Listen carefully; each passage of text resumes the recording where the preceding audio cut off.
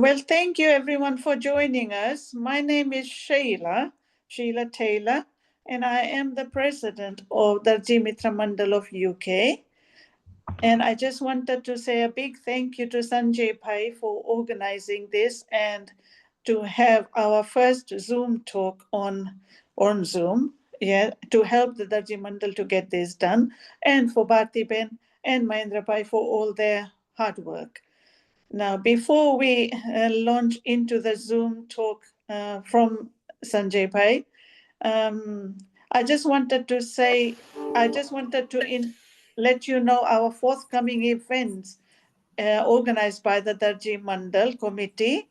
The next one we have is Hanuman Chalisa on this Saturday. And the next function we have after that is our 60 plus get together on Sunday, the 4th of May. So if you haven't booked it already, please do so, because we are taking the bookings now, and we don't want you to miss out on coming to lunch. The next event after that, we are having a Friday club on the 29th of May. No, 30th. So Friday, 30th of May. You will see all the posters on our Facebook when we put it on. It should be coming up on our Facebook soon. And just to let you know that this year we have organized a coast trip on Sitla Satam Day, which is Thursday, the 31st of July. Now, the coast trip is to Bournemouth and to Dodoldo. So if you are interested, we will be selling these tickets at the Hanuman Chalisa. Okay, I just want to hand you over to Bharti Ben so she can make the introductions. Thank you, everyone. Namaste. I'm Bharti Tailor. I'm Chair of Health for the Darji Mitra Mandal UK. And I had this project in mind for doing a series of health talks. And that's what we're starting with. So I'd like to thank Sanjay Tailor from Northampton, formerly Luton, which is what we have in common, isn't it, Sanjay? That's right. Yeah. My neighbor. We were neighbors when he was young and I was younger than I am now. So the idea is to do a series of health talks on Zoom. What's important to me on these Zoom talks is that they should be able to reach as many people as possible. We're starting with dental health because I think it is severely neglected. And I'm sure Sanjay will talk at some point about dental deserts. So he'll tell you a bit about where there is a bit of neglect. My series of health talks for the Darji Mitra Mandal of the UK will focus on this chart, which looks at the things which give us health and well-being. So we have physiological needs, safety and security needs, love and belonging needs, self-esteem, and self-actualization needs. And today's talk, the dental health, fits into the physiological needs. Now, future talk topics will include diabetes, brittle bones and managing falls, etc., children's health, grooming and abuse, depression, dementia and Alzheimer's, blood and organ donation. And there will be an opportunity for you to feed in what you would like to hear in the wider health and well-being, and we will take these issues on board, and the talks can be extended too.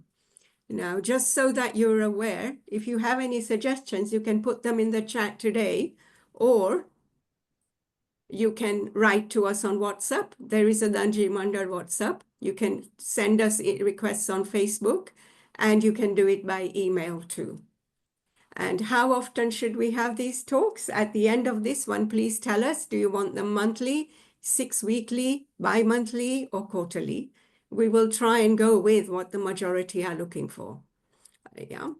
The next talk after this one will be on diabetes, pre-diabetes and weight control. So I hope that you will join us for that too. And coming back to today, the next person to speak will be our dentist.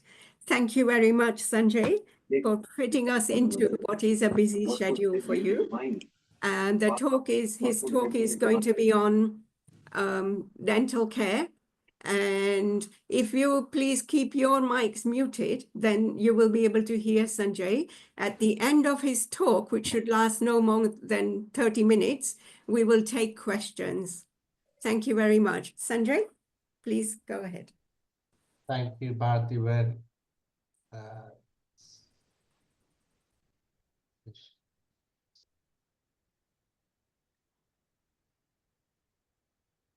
Okay.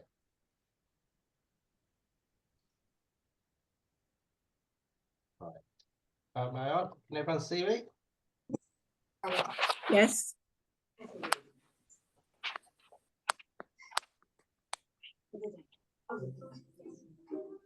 Okay. Thank you, Bharti Ben and Mandarbai and Sheila Ben for arranging this, and I'm honored to talk to everyone about dental health. As Bharti Ben mentioned, I'm originally from Luton and now settled in Northampton since 2002. In fact, since 2000. So I own a surgery with my wife, Mira, 2 surgeries we have here. Mixed practice, NHS and private. Today's talk primarily is quite a big topic, so I just want to touch upon a few areas. One being tooth decay, gum disease, systemic diseases related to the mouth, a bit about oral cancer, a bit about our Asian diet, and a bit about NHS private and dentistry abroad. So quite a few things to rattle through. So I'm just going to start off by talking a little bit about tooth decay. Tooth decay is one of the main things that sort of we look out for when we do your inspections, though we look out for lots and lots of things actually. But with tooth decay, it starts often on the outside part of the tooth, which is the enamel, and then it can spread to the layer beneath, which is called the dentine, and then it can get into the nerve of the tooth, which is called the pulp. Now, if you have tooth decay, you may not even know you've got it because you don't get the symptoms until the hole is quite big. Okay, so that's why it's important to go regularly to the dentist so that you know these areas can be highlighted to you, and in the very early stages, treatment can be extremely simple. The causes of tooth decay primarily is plaque. So if you're not brushing your teeth properly, then you've got lots of plaque on your teeth. But it's not only plaque, you need to have quite a high sugar diet as well. So if you've got a high sugar diet and you've got plaque, that will cause you to have a lot of acid in the mouth. So the plaque contains bacteria which eat away the sugars, and they produce the acid. It's the acid that causes the holes in the teeth. So and if you have lots of sugary diets throughout the whole day, that causes more damage than eating all the sugars in sort of one go.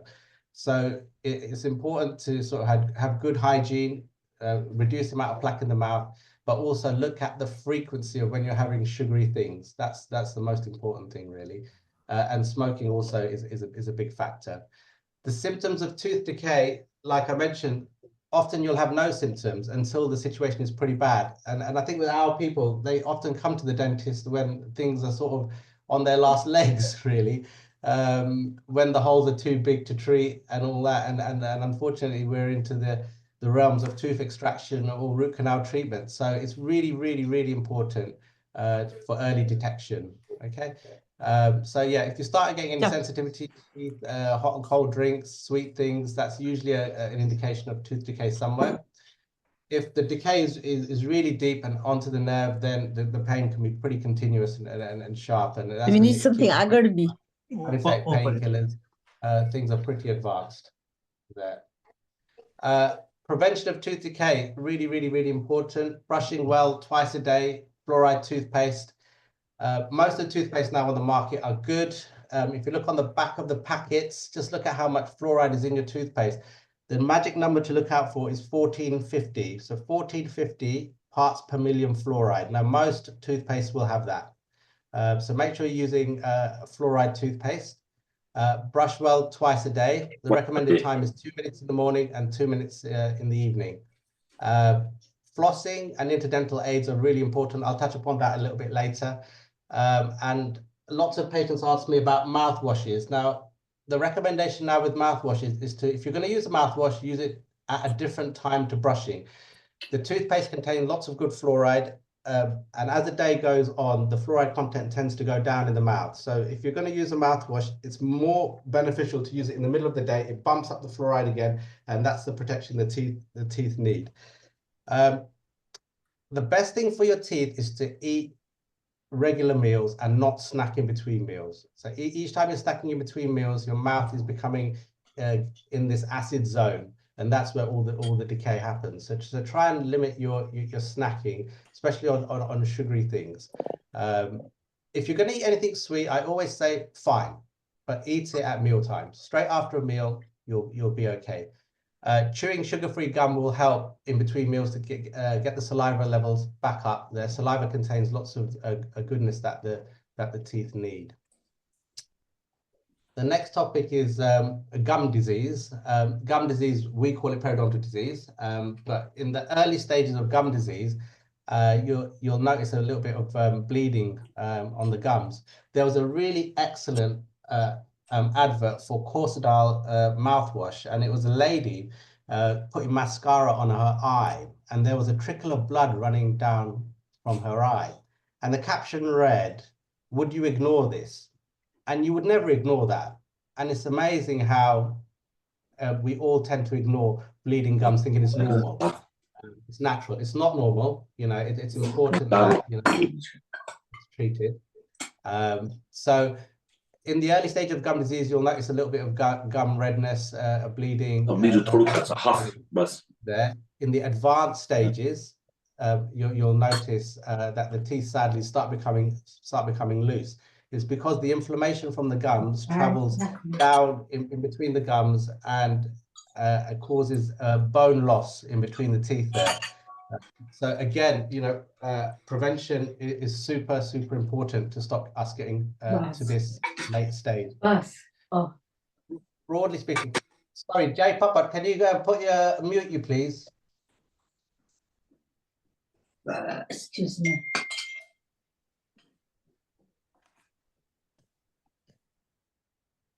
Thank you.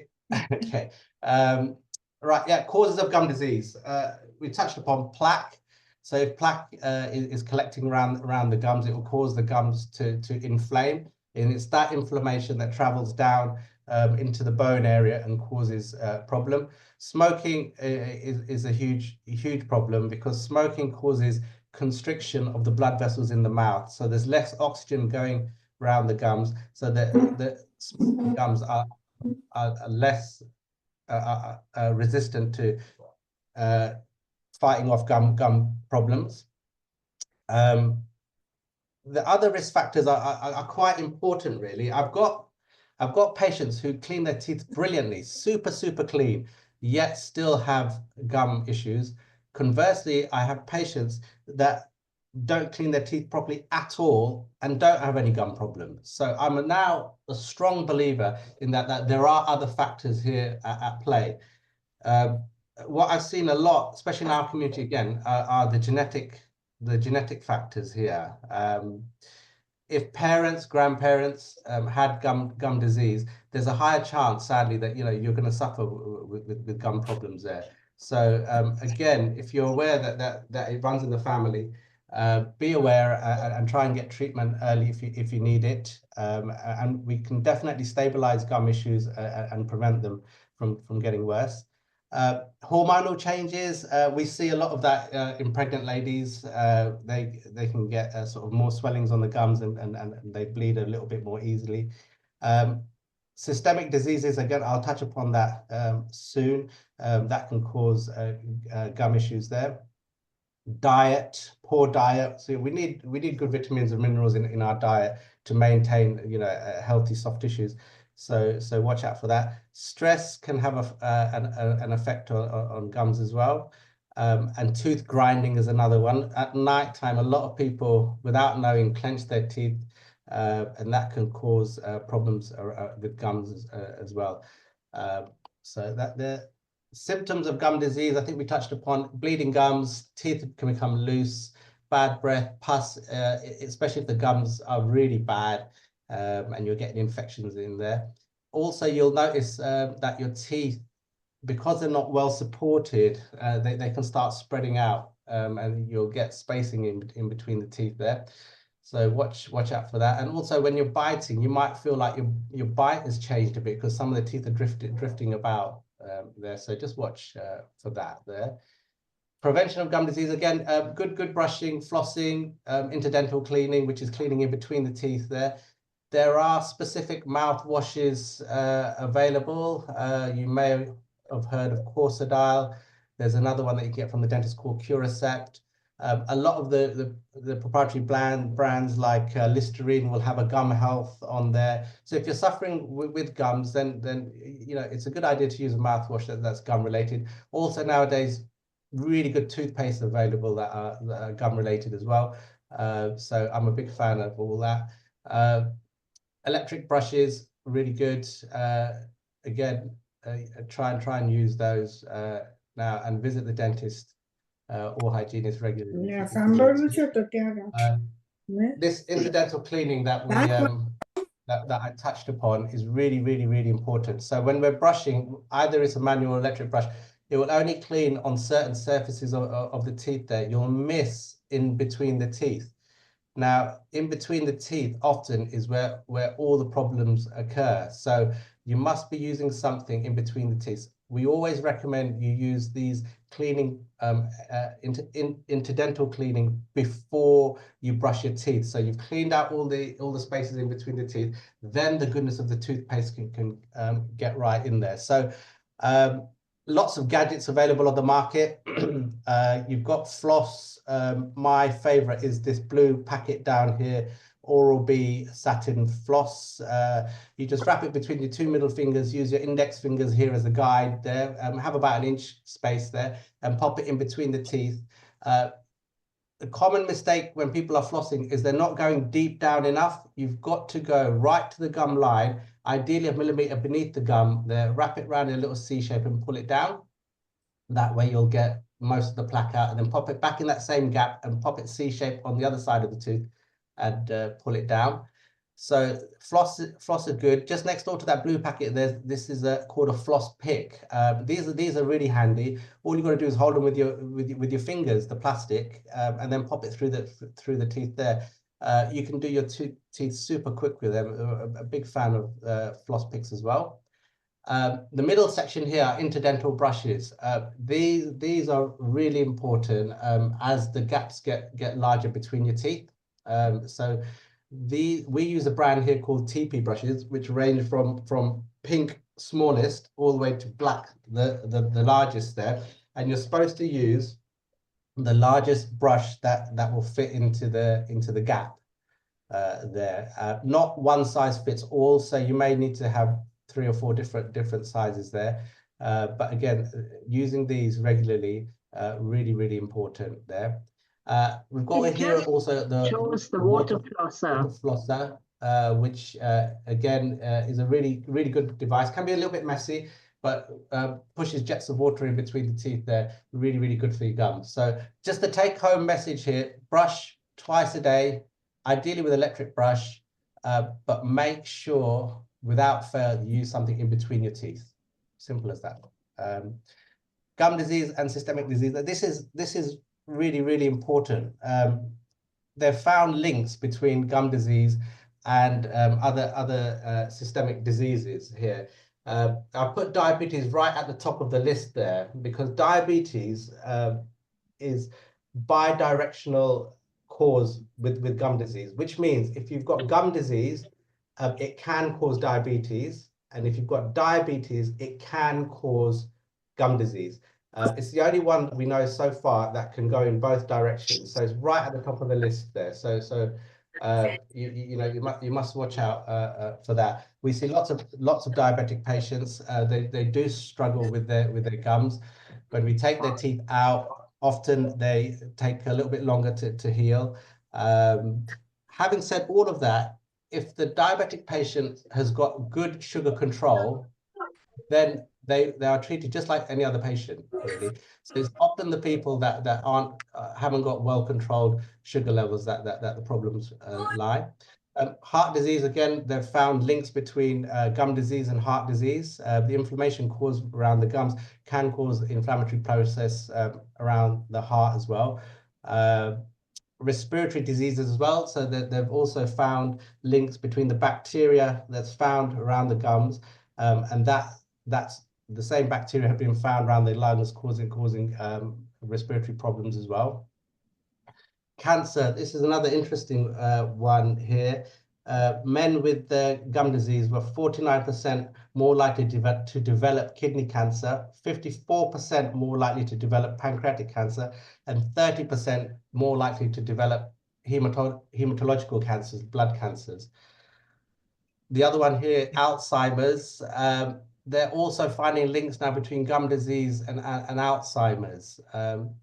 So my take-home message on this one is don't take bleeding gums lightly. I get very worried when I see patients here with advanced gum disease and loose teeth, because each time your tooth moves when you're eating, a gap appears between the tooth and the gum. And in that gum area is where all the bacteria can go in. And as soon as it goes down into your mouth, it goes straight around the rest of your body. So that's when it can settle on your heart and all the other places around your body and cause problems everywhere. So if there is a loose tooth in the mouth, I'm quite keen to remove it and eradicate the problem. But that's a conversation that we have to have with all our patients. So prevention is key, really, with gum disease. Next topic, I'm just going to touch upon mouth cancer. Mouth cancer in this country is not one of the common cancers, but in India, it's one of the super common cancers here.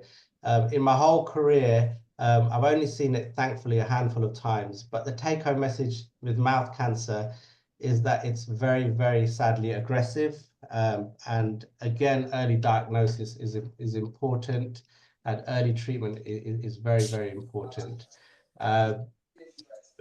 Cancers often start off as a small ulcer. Now, most ulcers within 10 days will heal and are totally harmless. It's the ones that haven't healed after 3 weeks that you really, really must have it checked. And if a patient comes to us and an ulcer hasn't healed in 3 weeks, we do a quick 2-week referral to our local hospital for further investigations, and hope everything is clear. But if we can catch it early, then we can treat it quicker. There's the cause of mouth cancer. Smoking and alcohol in combination is a big problem there.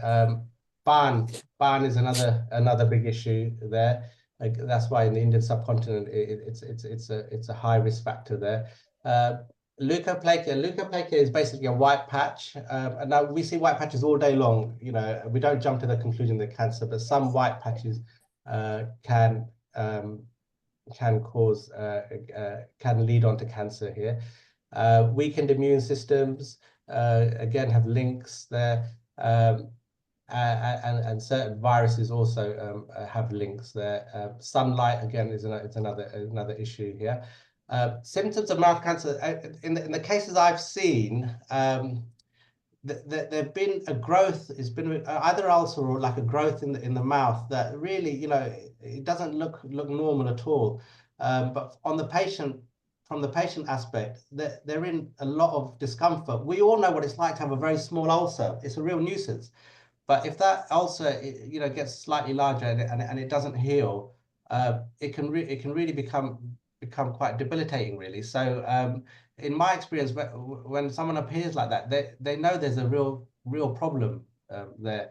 So when we check them out, we check their lymph nodes around the neck and all that to see if there's any swellings or anything around there. And if we can, we make a quick referral here. I touched upon ban. Ban. luckily we can have ban now without the tobacco body inside there. That's betel nut. That's a known cause of cancer as well. So we've got to be careful with ban. It's got strong links also to gum disease. The other disease is oral submucous fibrosis. This is where all the muscles in the mouth get very tense, and you see those people in India where they're talking to you and they can't open their mouth very wide. It's all almost like squashed up together. Leukoplakia, so chewing ban is also associated with sort of white patches in the mouth. Tooth staining, we see tons of that. Orange teeth. That stain, we just can't get rid of it. It's so strong. Calculus again. So we've got this hard tartar that builds up there, then that causes problems with the gums. Attrition, what attrition is basically the teeth grinding, as well as people have been chewing the stuff and the teeth become flattened off there.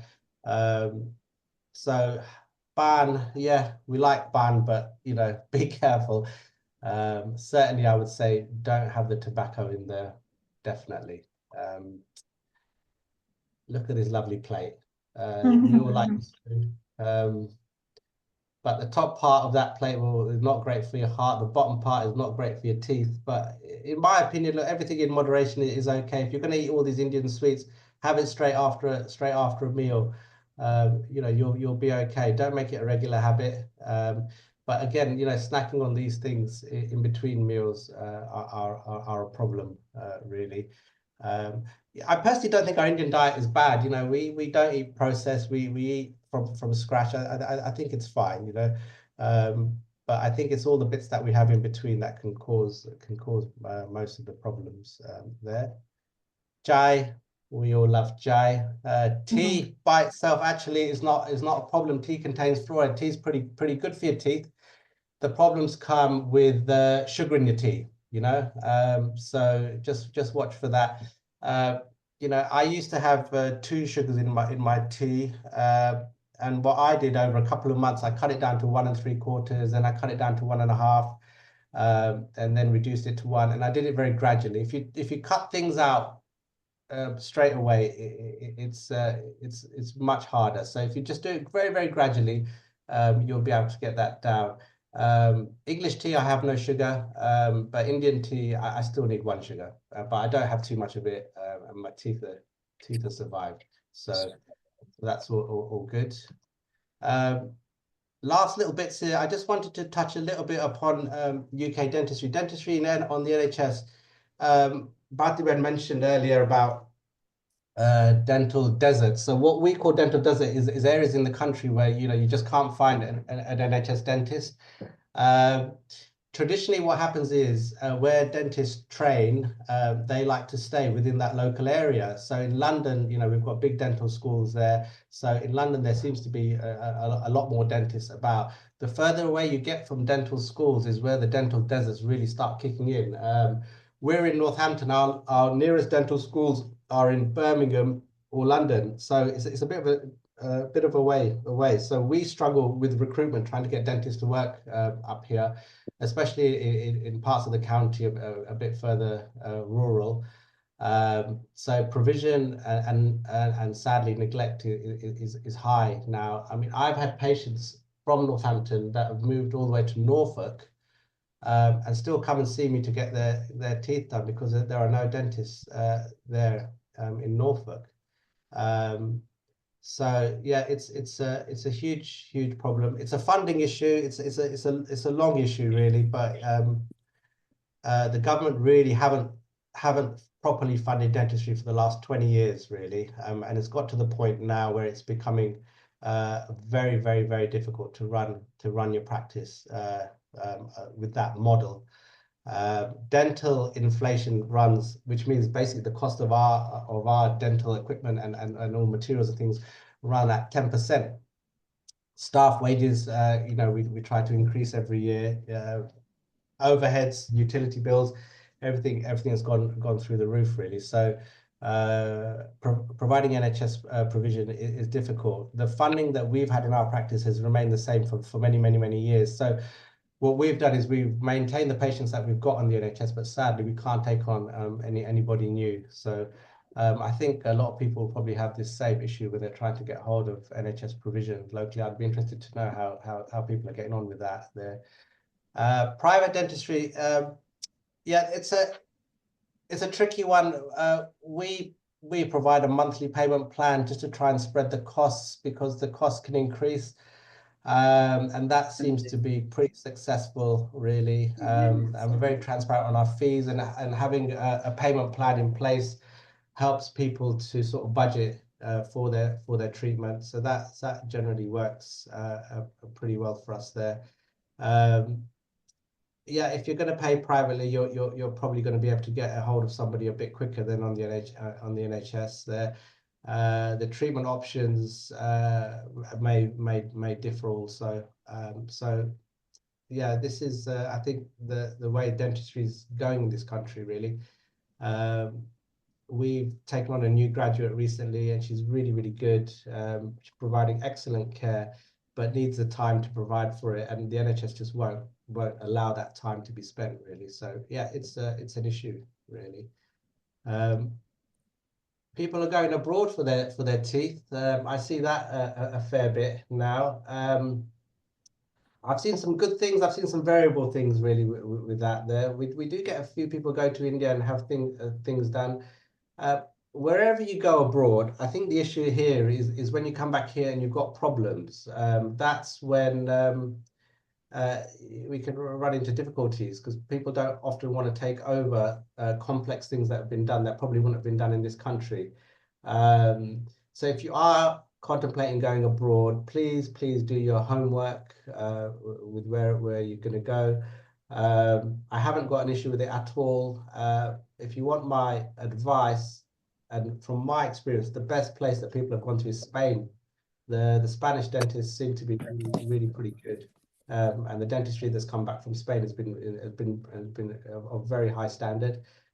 We get people go to Turkey to have things done, like I mentioned before, India. So I can see why people go, but just be a little bit wary that you need to have a little bit of a backup plan when you come back there.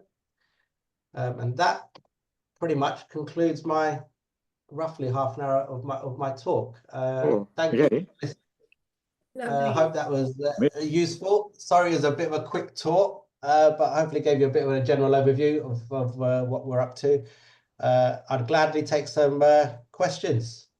Okay, if you have a question for Sanjay, can you put your hand up, electronic or your own hand, and then we will get you to ask the question. I don't want everybody to unmute because there's a lot of noise in the background. Yeah?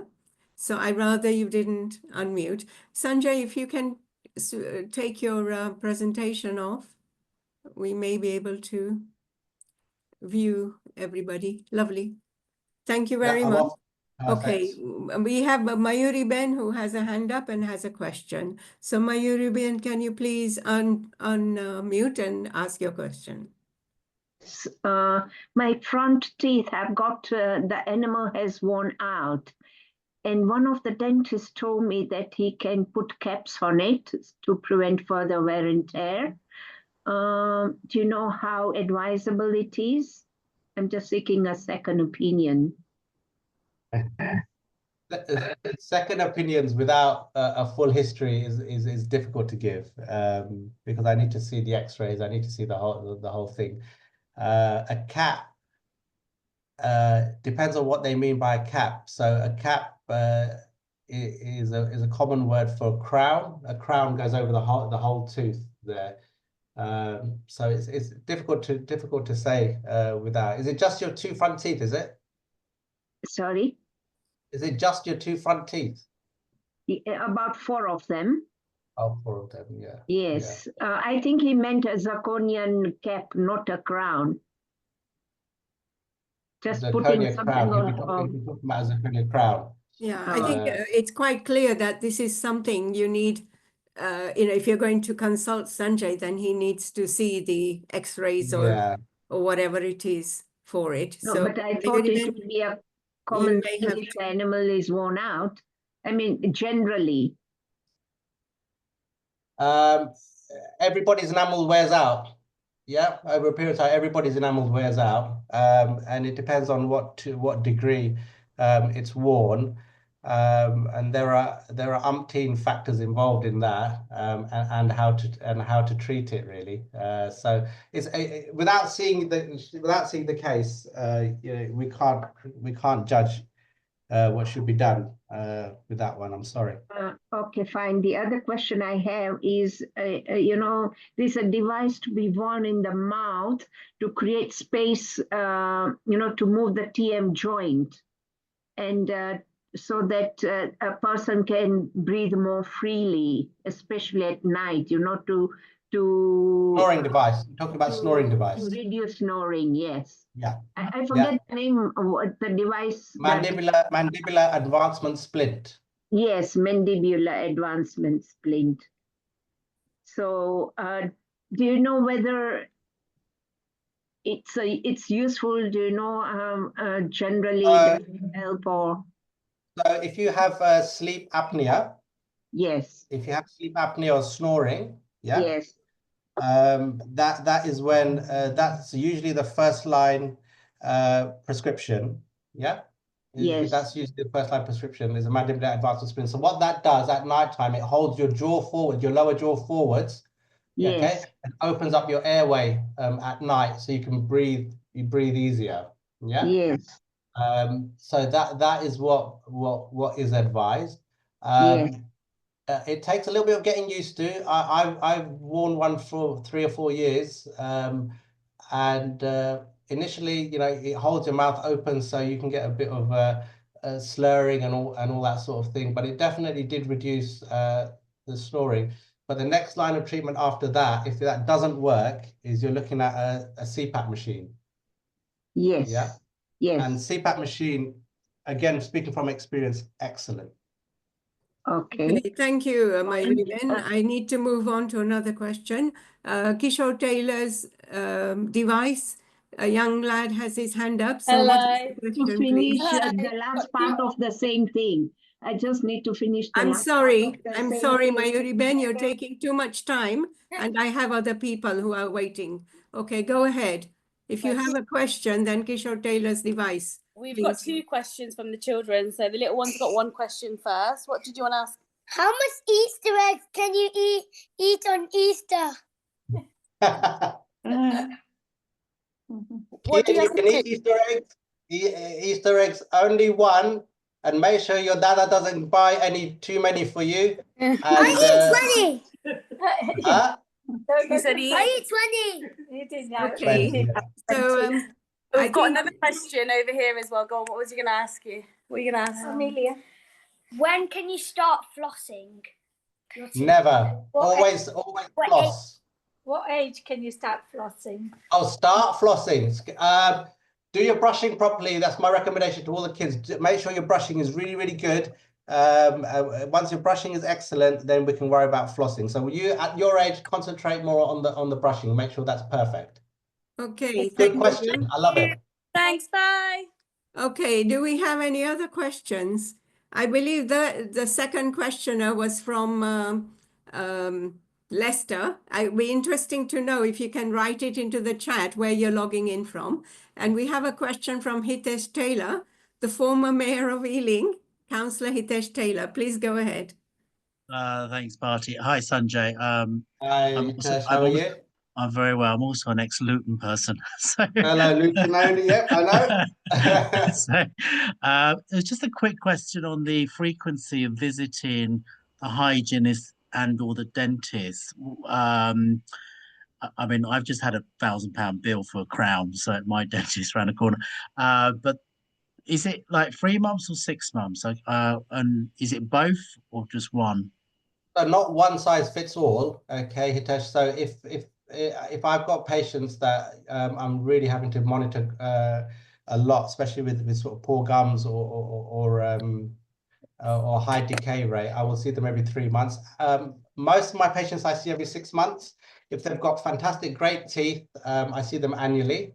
But the hygienist usually every 3 months is a recommendation for patients that are on trying to keep their gums stable if they've had a history of gum disease and things like that there. Yeah. Yeah, because I noticed, because as you said, people tend to come when they got a problem. But I guess this is preventative by seeing a hygienist and a dentist, isn't it? It's like having a car, Hitesh. You know, if you get your car serviced every year when you're supposed to, hopefully you'll get fewer problems. You never service your car, you never put oil in your car, you bring your car when it's absolutely had it, all right, at the end, and you just say, right, the engine's gone, right? And then they say, oh, no, you keep taking my teeth out. Come regularly. Mm. Fair enough. Thank you for that, and thank you, Hitesh, for Thank bringing you for the that question, up. Hitesh. Do we have any other questions? Any other questions? Yes, I have a कोई ना कहीं question. सवाल पूछो है तो हाथ ऊंचा करो, because Mayuri Ben's already asked too, so I'm giving everybody else an opportunity. If nobody puts their hand up, I'm going back to Mayuri Ben. But Mayuri Ben, this is not a personal consultation. For that, Yes. you should go and see a dentist for a second opinion in person. Yeah? Yeah, This yeah. is not a personal What consultation. I'm asking is a continuation. Wearing the mandibular device, can it cause a TM joint issue like pain, TM joint pain or anything?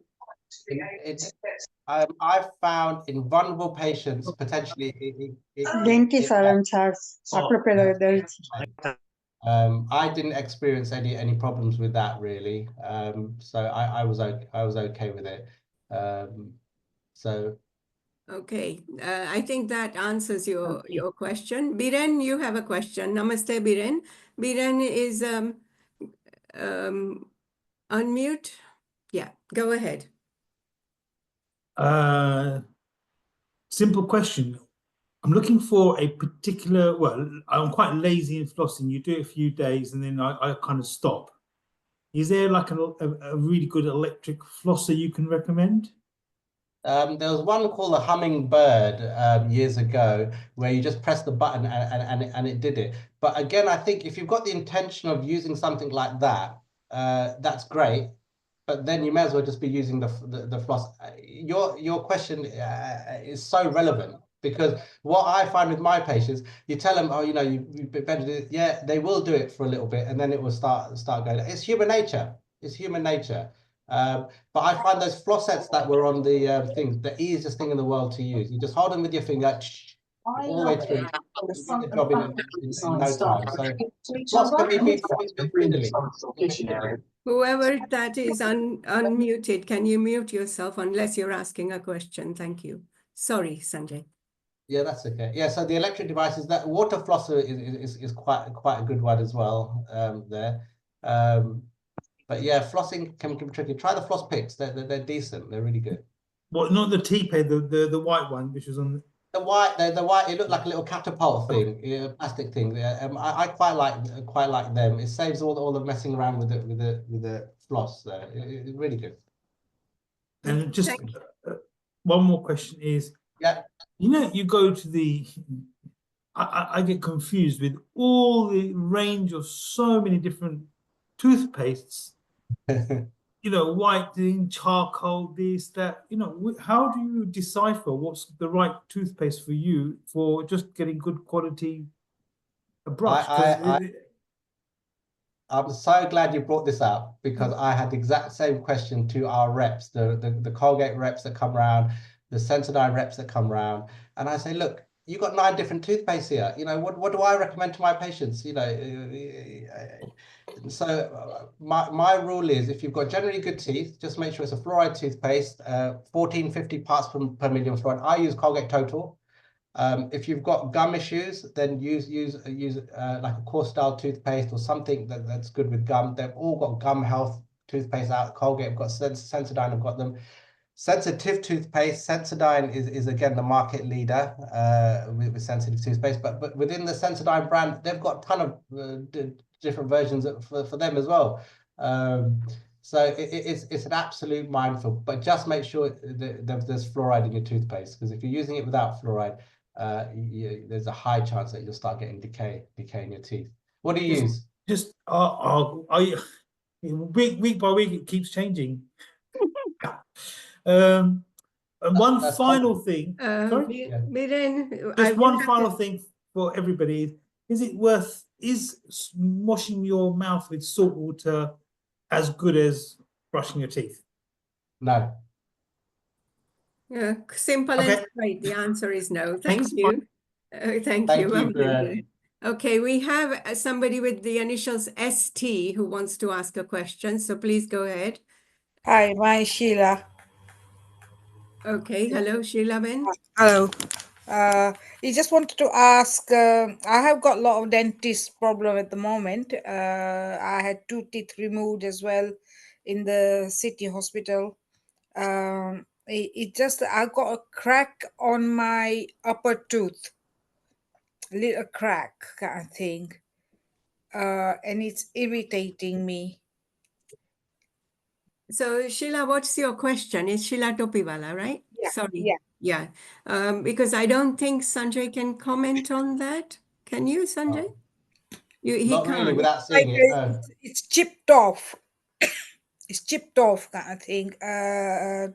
Tooth is a little bit chipped off. Yeah. Can I have the feeling done? Will it last longer? Without seeing your tooth, it's impossible to say really. But go and get it checked by your dentist. Yeah, they said that I can have my feeling done, but I don't because it's very age of it, and that's what I was debating myself, kind of thing. Okay, so Sheila, he cannot comment on that.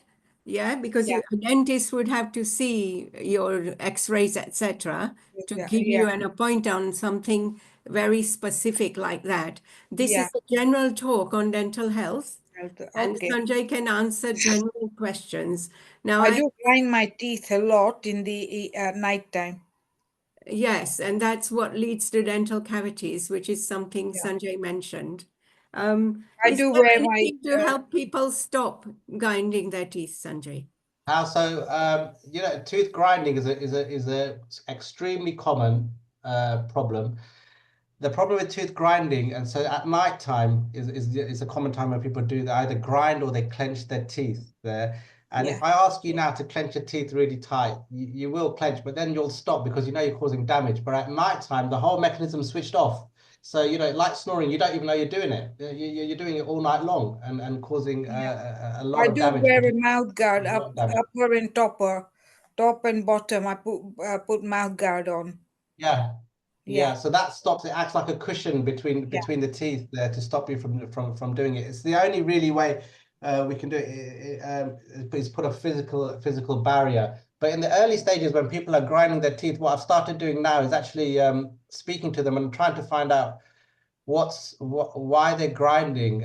9 times out of 10 people are grinding for stress. And often if we have a person. Okay, if so counseling session with them, we can work out the factors that are causing the problems, and often we don't need to make any mouth guards for them because we can try and work on what the cause of the problem was in the first place. So it's an interesting topic. For a long time. I've been wearing it for a long time now. Okay, Sheila, I'm going to have to stop you. Thank you. Does anybody have any questions? You can put your hand up or you can put the electronic hand up. Anybody have any questions? Byron has got a question.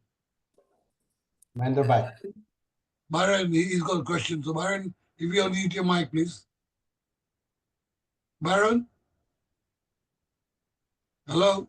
Are you talking about Biren? Yeah, Byron. Okay, Biren, did you have a question or have we answered all yours? Sorry, hands lowered. Sorry. Okay. ST has a question, and then Mayuri has a question, unless anybody else comes up. ST, do you still have a question? No. Okay, Mayuri Ben, if it's really personal, I'll cut you off because he cannot answer. So unless you have a general question not related to the previous topic. Yeah. Durafet toothpaste, is it advisable for people to use it long term? So Durafat toothpaste, we prescribe. It's a prescription Yes. toothpaste. If you have Yes. if you have a high decay rate or dry mouth or anything like that, so certainly we do prescribe Durafat toothpaste, but it's got to be in the relevant patient, really. So we do prescribe if people have got lots of holes in their teeth there, and you can use it long term. There isn't an issue there really. Okay, fine. Thank you. Okay, Mahendra Bhai, go Hi. ahead. Sanjay bhai, you said something about this salt water is not good for brushing, gargling your mouth with. You can gargle your mouth with salt water. There's no harm, but it can't replace brushing or flossing and things. No, but I things know like that, but like as a substitute for mouthwash. Substitute mouthwash. I mean, you don't have to use a mouthwash. You don't have to use a mouthwash. I tend to recommend mouthwashes for patients that have got specific problems. So if they've got, say, a soreness in the mouth, there's a specific mouthwash for that. Or if they've got gum disease, there's specific mouthwashes for that. Or if they've got high decay rate, there's specific mouthwashes for that there. If you want to use salt water, there's no harm in it. But don't the dentists normally recommend to use mouthwash every day? I don't.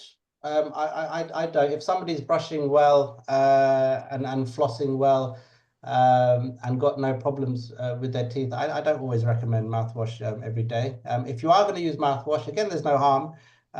Try and use alcohol-free and do it at a different time to your brushing. Okay, so do it in the middle of the day or something like that. Okay, thank you, Sanjay and Mahendra Bhai, for that question. I have one, but I'll wait for a gap. We have Mina's hand up for a question, so go ahead, Mina Ben. Hello, I'm speaking on behalf of my wife, Mina. She's asking, what's the difference between NHS fillings and private fillings? The cost? Maybe the material that the dentist can use. When I worked in a mixed practice, I didn't really have too many differences. But I mean, for example, some of the fillings that we do now, one filling will take me 1 hour to do. If we're using high-end materials, really aesthetic materials, so they look like the tooth there. And we can't really provide that on the NHS. So we used to use amalgam a lot on the NHS, the black fillings, silver fillings there, which I've got in my mouth and they're perfectly fine. I haven't got a problem with them. They just don't look that great. So if you want maybe a filling that's going to look, nicer potentially, then you may have to pay a bit extra for it. Okay, so is it more cosmetic than? It can be more cosmetic, really. Yeah. Yeah, okay, that's fine. Thank you very much. And yeah, I've had a filling for 40 years and it's still there. I've same, and mine's the silver black fillings, like what they used to do. Fine. Okay. Thank you very much. Thank you. Thank you for the question. I have a question going back to something in your presentation, Sanjay. You mentioned a link, which was two-way link between gum disease and diabetes. Yeah. And that may be interesting to quite a few people here because my diabetes group has logged on. So I wondered if you could just give a little bit more on that. It's called bidirectional. So what they've found actually, so if you've got gum disease, uncontrolled gum disease, that can cause diabetes and vice versa. So if you've got uncontrolled diabetes, that can cause gum disease.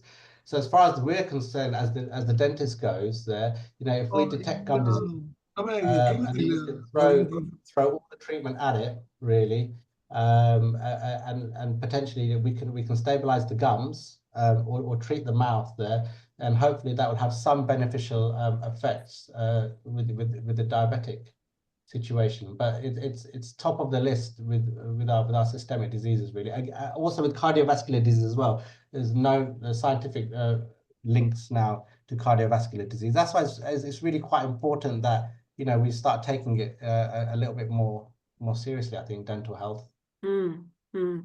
Okay, so from what I see and hear from your presentation is that you have to use a toothpaste with 14.5 Oh, no, 1450. So it's 1,450 for parts 1,000. per million ppm fluoride. So you look on the back of your toothpaste. What do you use?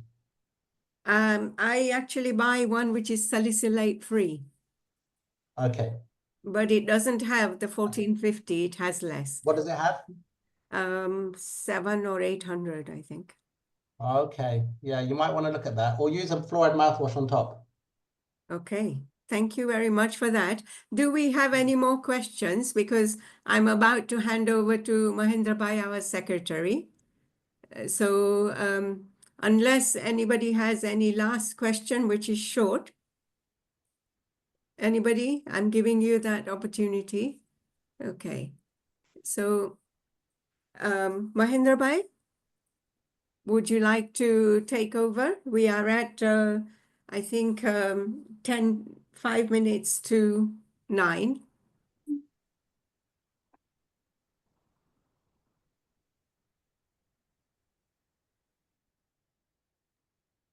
I'd like to thank, I'm the secretary for Darji Mandal. I'd like to thank everybody for joining in today. And firstly, I'd like to thank Sanjay Bhai for giving us a good, what do you call it? Wow. An excellent presentation. Excellent presentation. Yes. Sorry, that's what I was looking for. And thank you for that. And thank you, Bhatiben, for organizing the event. Okay. We'll have many more. And thank you, everybody, for joining in. This is our first event that we've done. And it seems to be pretty successful. So we'll be doing many more. And we have got Darji volunteers group where everybody can join in. And we have Sheila, we have that we have a members group as well now, do we? Yes, we do. And people can join our community WhatsApp chat group. Yeah? Yes. So if people do join those groups in, the community chat group, it's on WhatsApp. All the links are to be found on the Darji website. So we have all the links on the Darji website, and so if anybody wants to refer to any other information, we have it on the Darji website, which is updated all the time. We have a Facebook and an Instagram account as well. So people can sort of log into that and they'll get the messages from that as well. And once again, thank you again. And I'll hand it over to Sheila Ben to say our finally, and then we'll close it. Okay. Can I thank Oh, Mahendra? yeah, sure, please. Sorry about I couldn't get the words in Sanjay Bhai. It's all right. I would like to thank Mahendra Bhai because he's looked after the Zoom today and he's made sure Sanjay and I were comfortable and he put me at my ease because I was so nervous. So thank you very much, Mahendra Bhai, Thank you, yeah. for all your help today. I have one question on chat, which I wanted Sanjay to answer very quickly before I hand over to Shilaben. The question was, which water flosser, I think it was, would you recommend? Electric flosser, which particular electric flosser you would recommend? I don't have any preference on any of them. All I know is that the patients that have been using the water flossers I've seen a significant increase in their gum health, actually. So I don't mind whichever one you use, really, but they're all pretty good. Okay, thank you. Shilaben. Okay, well, I just want to say thank you to everybody for joining this first Zoom call. And like Bhatiben and Mahendra Bhai said, we are, as Darji Mitra Mandal UK, would like to have a lot more of this health Zoom talks in future. And hopefully we will get a bigger audience as well. Yes, I just want to say thank you to Sanjay Bhai for an excellent presentation. Yes, and for Parthiban and Mahendra Bhai for putting it all together. Thank you. Okay, next talk will be on diabetes. And as I said to you, let us know if you want it after a month, 6 weeks, or every 3 months. Yeah. And thank you for all the good wishes which have come through on the chat. Really appreciate it. Thank Finally, you for one more joining. thing. Finally, one more thing. We'll have this presentation by Sanjay Bhai on our website. So if anybody wants to refer to all the slideshows and the talk, they can view it on our website, Darji Mitra Mandal website. It's called DMMUK. So please, if you want to go to our website and check it out, we have you can book all the events on there, your tickets. So we're still working on it, but it's you can do your bookings and everything on the website now. So please keep on watching the website. Thank you. Thank you. Namaste, everyone.